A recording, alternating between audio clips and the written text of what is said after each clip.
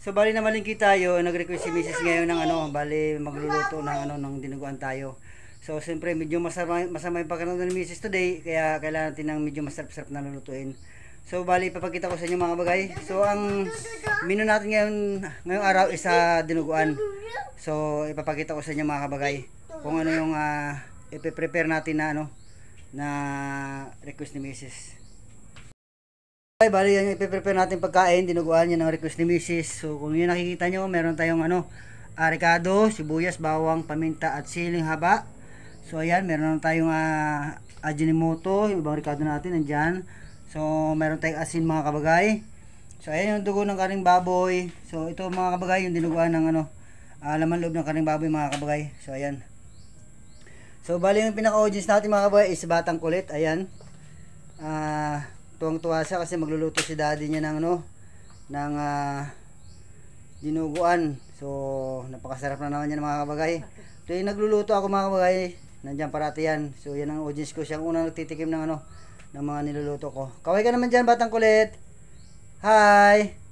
Yan, nagpapakyut pang Batang Kulit mga kabagay. So ayan, bali maya konti mga kabagay, lalagayin na natin itong dinuguan. Itong karne lalagayin na natin mga kabagay. So ayan, ilagay natin sa kaserola para maisalang na rin. So ayan. Ay sige mga bagay, ayan. Para mag-toasted siya. Ayan mga bagay, si Mrs. bali tumulong na rin kahit na medyo masama yung pakiramdam niya. Sasalang niya lang yan. Kasi nga kailangan niya rin magtayo-tayo kasi mahirap na, baka lumala pa yung sakit niya. Ayan mga bagay, si Mrs. So ayan si Batang Kulit. So itatabi lang natin tong ano, dugo, mahirap na, baka magalaw ni Batang Kulit mga kabagay, mahirap na eh. So ayan, preparation na kami para abot tayo ito ng pananghalian mga kabagay.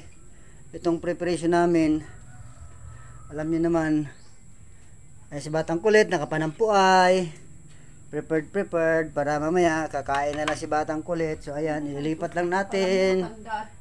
Ayan, ilipat natin kasi yung kamay ni Batang Kulit medyo mabilis-bilis mga kabagay. Ayan.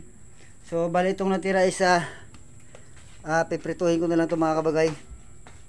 Kasi paborito ko yung karing baboy na ano, mga taba-taba. Ayan. So bali ayan ang mga kabagay, nakasalang na yung ating ano, lalagaing karing baboy na ano, laman loob ng ano, pang dinuguan mga kabagay. Ayan, nakasalang. So siguro mga 30 minutes or 20 minutes lang yan. Siguro ganyan. Pero palagi ko mga 30 minutes siguro. So ayan, ayan si Mrs. kahit na medyo masama yung pakiramdam, ano pa rin,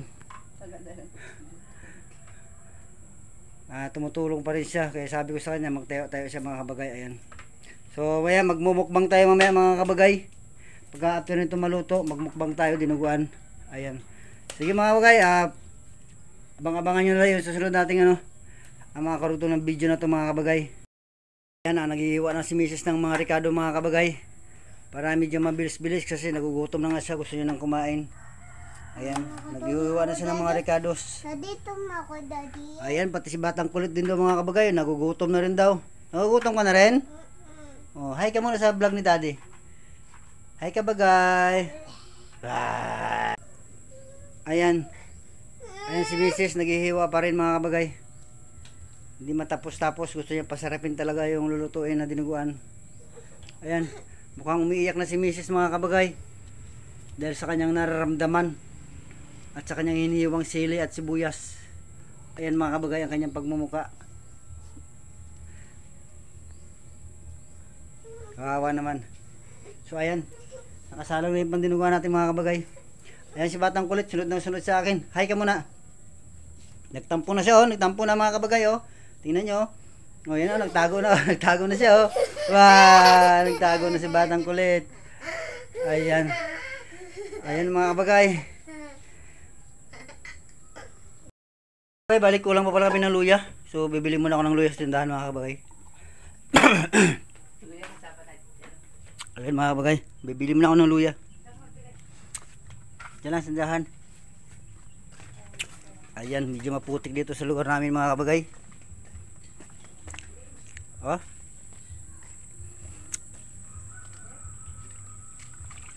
Tubig. Natulan kasi kahapon dito, medyo malakas-lakas.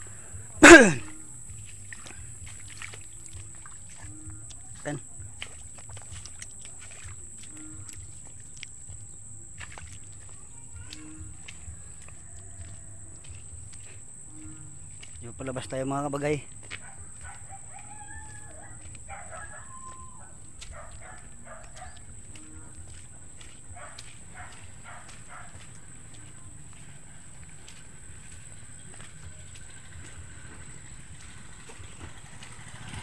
Putik na kagawad.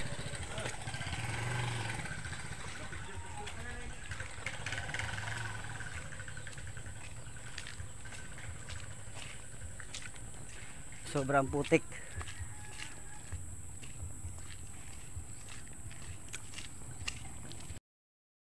So ayan mga kabagay, malapit natin sa tindahan ni Madam Jeannie. Dito tayo bibili. So ayan yung tindahan niya mga kabagay, oh. Kung nakikita niyo yan, ito ang tindahan ni Madam Jeannie. Tapo.